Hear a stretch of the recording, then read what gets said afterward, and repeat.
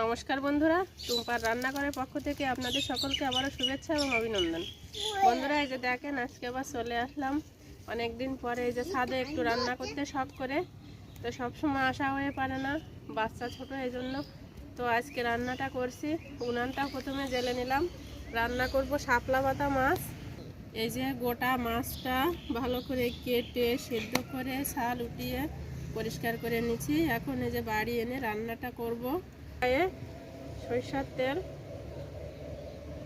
গরম হয়ে গেছে, তেলের ভিতরে আলুগুলো দিয়ে ভেজে উঠিয়ে নেব। আজকে ছাদে রান্না হবে দুই রকম, একরকম মাংস আর শাপলা পাতা মাছ। তো সব আলুগুলো একসঙ্গে ভেজে উঠাই নেব।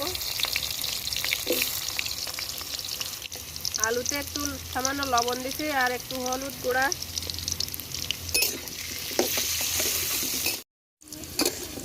আলুগুলো সব লাল লাল করে ভেজে নিচ্ছি, এখন উঠাই নেব।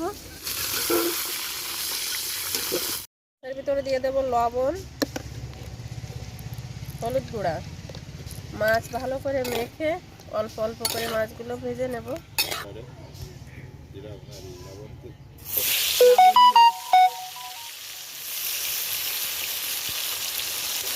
অর্ধেকটা মাছ ভেজে নিচ্ছি।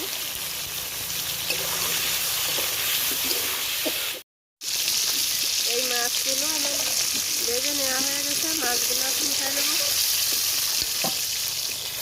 আর বাদ বাকি যে মাছ আছে মাছগুলো আমি এভাবে ভেজে নেব।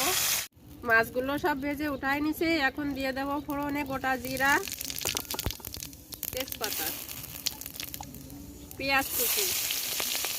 পেঁয়াজ একটু ভেজে নিছি, এখন দিয়ে দেব আদা বাটা, রসুন বাটা, জিরা, ধনে, শুকনো লঙ্কা একসঙ্গে বাটা,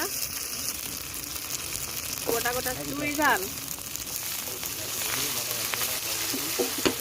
পরিমাণ মতো হলুদ গুঁড়া, স্বাদ মতো লবণ, সামান্য একটু জল। ভালো করে কষাই নেব। মশলা থেকে তেল ছেড়ে গেছে, এখন মশলার ভিতরে ভেজে রাখা আলুগুলো দিয়ে দেব।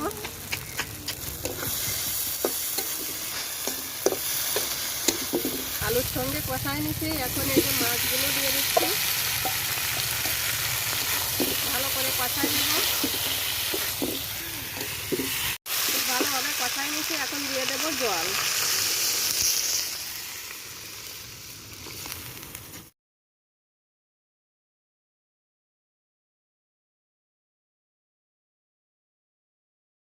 বন্ধুরা, এই যে রাতের বেলা ছাদে বসে অন্ধকারের ভিতরে আমার শাপলা পাতা মাছটা রান্না করা হয়ে গেছে। এখন আমি বেটে রাখা গরম মশলা দিয়ে নামাই নেব। এই যে গরম মশলা,